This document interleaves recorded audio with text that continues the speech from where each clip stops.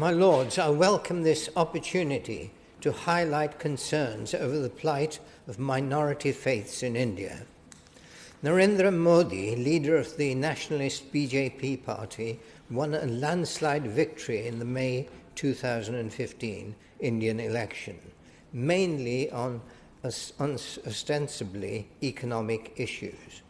But after his election, he has shown an increasing support for Hindu extremist agenda of those who helped propel him to power.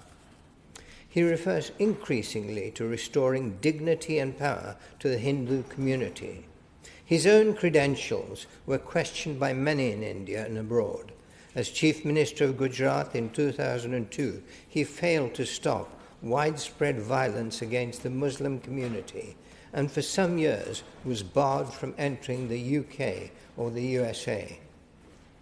My Lords, Narendra Modi's election was seen, sadly, as a green light by some Hindu extremists to make India more Hindu and to put India's large Muslim minority and Christians and Sikhs firmly in their place. Reports from Amnesty International, Human Rights Watch, the US Commission on International Religious Freedom, and other human rights organizations all tell the same story of forced conversions of Muslims and Christians with brutal rape and killing and the destruction or seizure of property. This, sadly, has been paralleled by a more general crackdown on the right to free speech. My Lords, I don't want to take up too much time reciting detailed examples of an increasing disregard of Article 18 of the UN Declaration of Human Rights. Some of these are detailed in the excellent briefing notes prepared by the Lord's Library. I'll give just a few examples to explain the fear now felt, particularly by Christians and Muslims in India. The highly respected US Commission on International Religious Freedom in its 2015 report expressed concern over the biased application of state anti-discrimination conversion laws, under which Christian preachers have been harassed and arrested, while no action has been taken against those converting, forcing by inducement or otherwise people to convert to Hinduism. Its report also drew attention to the increasing harassment of Muslims and Christians, particularly those who convert to Christianity, with physical violence, arson, and the desecration of churches and Bibles. Although this highly respected Commission on Religious Freedom is allowed to function in countries like Pakistan, Saudi Arabia, and China, it is now banned from entering India. Muslims in particular are targets of Hindu extremists and are routinely accused of spying for Pakistan or being terrorists and forcibly kidnapping and marrying Hindu women and slaughtering cows. Muslim villages in remote areas, particularly in Bihar, are routinely attacked. Sadly, the police, as with the mass killing of Sikhs in 1984, are either silent spectators or active participants. Discrimination against religious minorities was, as Sikhs know too well, prevalent under successive Congress governments. Under the BJP government of Narendra Modi, the increasing attacks on minority faiths have become more blatant and are accompanied by a disturbing silence of those in power. Under Congress, discrimination against Sikhs was direct and brutal. In the run-up to the election that put him in power, Narendra Modi himself pointed out that the Congress government were responsible for the mass killing of thousands of Sikh men, women and children and infants in 1984. A leaked American embassy document in 1984 revealed that more Sikhs were killed in just 3 days than in the 13 years of General Pinochet's despotic rule in Chile. More recently, Prime Minister David Cameron quoted in Hansard himself, described the organised killing of Sikhs as a stain on the history of post-partition India. Today, the pressure on Sikhs is more subtle, but perhaps even more serious. It is nothing less than an attempt to dilute Sikh identity and absorb the community into the Hindu fold.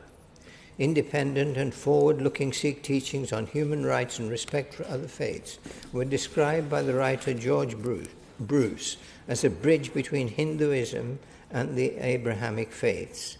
In India, a continuing attempt to erode Sikh identity began with the writing of India's constitution, in which Sikhs, without the consent of Sikhs, are described as a subset of Hinduism.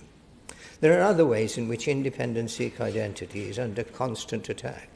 In India today, people with Sikh names are increasingly shown in Bollywood films and TV soaps as villains wearing the distinctive Sikh gada or bracelet of commitment to Sikh ideals.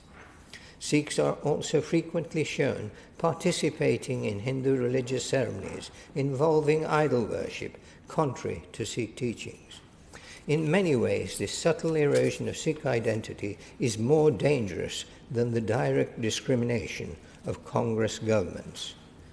My lords, governments with large majorities have a tendency to develop a degree of arrogance that is dismissive of the views and concerns of others. This has become a real concern in India, with the government becoming less tolerant of dissent of any sort. This was illustrated by government reaction to students at a New Delhi university, who were stopped from demonstrating against the imposition of the death penalty on a Muslim convicted for terrorism. The Union Home Minister's intolerance of dissent was evident in his comment that anyone who shouts anti-Sikh, anti-Indian slogans while living in India will not be tolerated or spared. He added, I've instructed the police to take a strong line against anti-national elements. The growing assault on freedom of speech has alarmed many in India from all walks of life. Recently, a number of prominent Indians honoured for their work in arts and science and business returned their awards as a protest against free speech. My lords, despite my concerns, I believe India is a wonderful country which has a lot going for it. It's a country rich in talent with a vast pool of highly educated and qualified people in business, science and the arts. But to achieve its real potential, those in position of authority should heed the words of India's first Prime Minister, Jawaharlal Nehru, who declared, "The care of minorities is more than a duty, it is a sacred trust." India has a lofty constitution with grandiose pledges of justice, liberty, equality and fraternity. It's a country that is home to many different faiths, but it cannot fulfill its full potential unless it takes its religious minorities with it. Sadly, there is no sign of this happening. What can or should Britain do about the deteriorating attitude to human rights and religious freedom in India? My Lord's recent pronouncements by UK ministers on human rights aren't encouraging. To my disbelief, a government minister, Michael Fallon, in the context of trade with China, actually declared we should put human rights to one side when discussing trade. Our country rightly pushed for an international independent inquiry into human rights abuses in Sri Lanka, a small trading country. But when I asked if the government would press for a similar inquiry into the mass killing of Sikhs in India, a larger trading partner, I received the brusque reply, "This is a matter for the Indian government." I have, as the noble Earl knows, asked the same question on half a dozen occasions, to the same unhelpful response.